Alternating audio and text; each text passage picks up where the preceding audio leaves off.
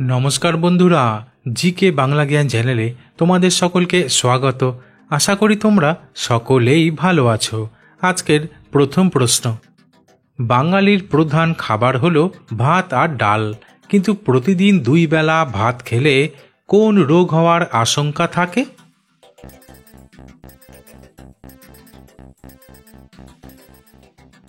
উত্তরটি হলো, প্রতিদিন 2 বেলা ভাত খাওয়ার ফলে কিছু স্বাস্থ্যগত সমস্যা হতে পারে, বিশেষ করে যদি সুষম খাদ্যাভ্যাস বজায় না রাখা হয়। কারণ সাদা চালের ভাত উচ্চ গ্লাইসেমিক্স ইন্ডেক্সযুক্ত খাবার, যা দ্রুত রক্তে গ্লুকোজ বাড়ায়। তাই নিয়মিত অতিরিক্ত ভাত খেলে টাইপ 2 ডায়াবেটিস হওয়ার ঝুঁকি বাড়ে, পেটের মেদ বেড়ে যেতে পারে, উচ্চ রক্তচাপ ও কোলেস্টেরল বাড়াতে পারে, এমনকি কোষ্ঠকাঠিন্য ও হজমের সমস্যা তৈরি করতে পারে। প্রশ্ন, নিয়মিত দীর্ঘ সময় ধরে মোবাইল ফোন ব্যবহার করলে কি হয়?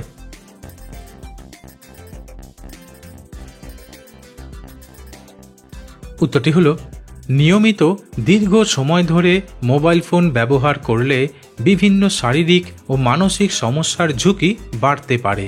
কারণ দীর্ঘক্ষণ মোবাইল স্ক্রিনে তাকিয়ে থাকলে চোখের সমস্যা দেখা দিতে পারে, ঘুমের গুণমান কমে গিয়ে অনিদ্রা হতে পারে, মানসিক চাপ ও মনোযোগের ঘাটতি দেখা দিতে পারে। তাছাড়া ঘাড় ও পিঠের ব্যথা হতে পারে। প্রশ্ন, কিছু মানুষ বাড়িতে পায়রা রাখতে ভালোবাসে, কিন্তু পায়রা কোন রং দেখতে পায় না? বন্ধুরা, প্রশ্নগুলি ভালো লেগে থাকলে লাইক করে দিও।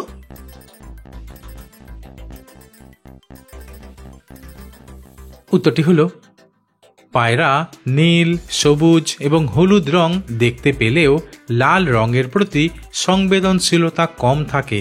কারণ পায়রার চোখের রেটিনায় লাল রঙের জন্য প্রয়োজনীয় কোষ অনুপস্থিত থাকে, তাই পায়রা লাল রং ভালোভাবে দেখতে পায় না।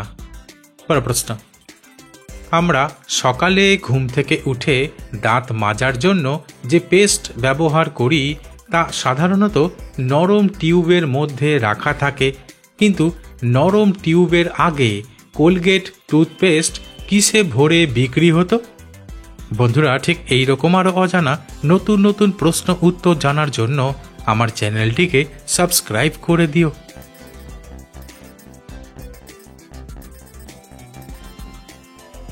উত্তরটি হলো, কোলগেট কোম্পানি প্রতিষ্ঠিত হয় 1806 সালে, কিন্তু 1873 সালে কোলগেট প্রথমবারের মতো টুথপেস্ট তৈরি করে, যা কাঁচের জারে বিক্রি হতো।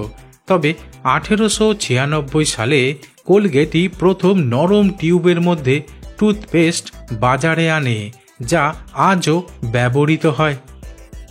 প্রশ্ন, বিভিন্ন সবজির মধ্যে অন্যতম হল লাউ, কিন্তু লাউ খেলে কি উপকার পাওয়া যায়?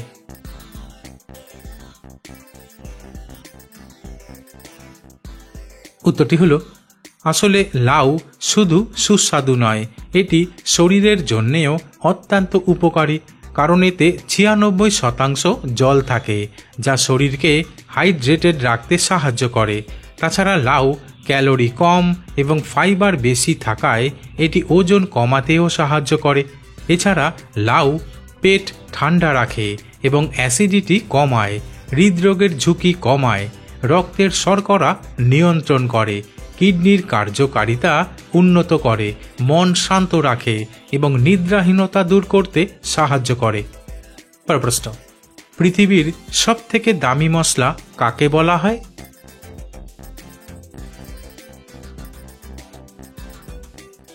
উত্তরটি হলো, জাফরানকে পৃথিবীর সবচেয়ে দামি মশলা বলা হয়। কারণ এর দাম প্রতি কেজি $3000 থেকে $5000 বা তার বেশি হতে পারে। তাছাড়া 1 কেজি জাফরান পেতে প্রায় 1,50,000 ফুলের প্রয়োজন হয়। এমনকি প্রতিটি ফুলের মধ্যে মাত্র 3টি লাল স্টিগমা থাকে, যা হাতে তুলে আনতে হয়, যা সময় সাপেক্ষ ও ব্যয়বহুল। প্রশ্ন, কোন ভিটামিনের অভাব হলে রক্ত জমাট বাঁধে না?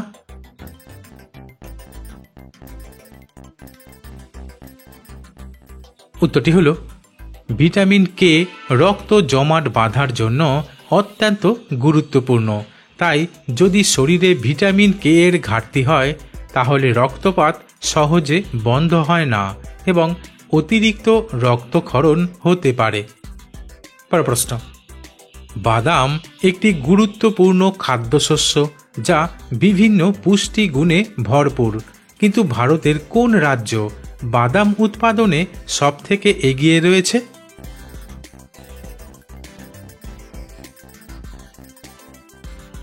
উত্তরটি হল বাদাম উৎপাদনে ভারতের গুজরাট রাজ্য সবচেয়ে এগিয়ে রয়েছে।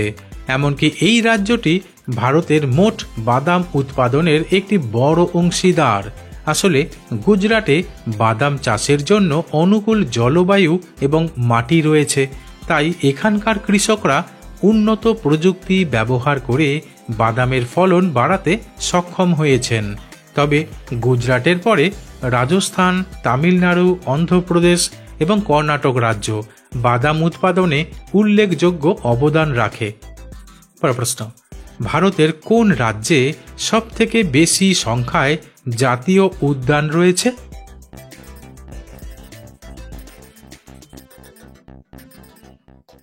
উত্তরটি হল ভারতে সবচেয়ে বেশি সংখ্যক জাতীয় উদ্যান রয়েছে মধ্যপ্রদেশ রাজ্যে, কারণ এখানে মোট 11টি জাতীয় উদ্যান রয়েছে।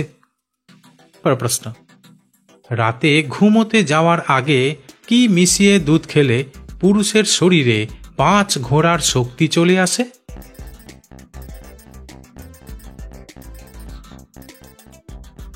উত্তরটি হল রাতে ঘুমোতে যাওয়ার আগে কাজু আর কেশর মিশিয়ে দুধ খেলে। পরের প্রশ্ন, জামা কাপড়ে লেগে থাকা নোংরা দাগ দূর করতে কোন ফল সাহায্য করে?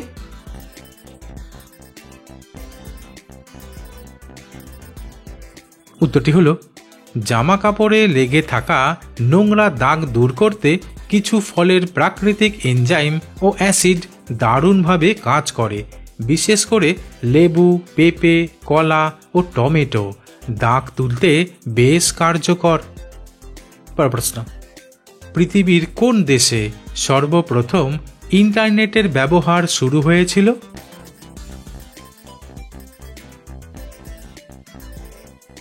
উত্তরটি হল পৃথিবীতে সর্বপ্রথম ইন্টারনেটের ব্যবহার শুরু হয়েছিল মার্কিন যুক্তরাষ্ট্রে।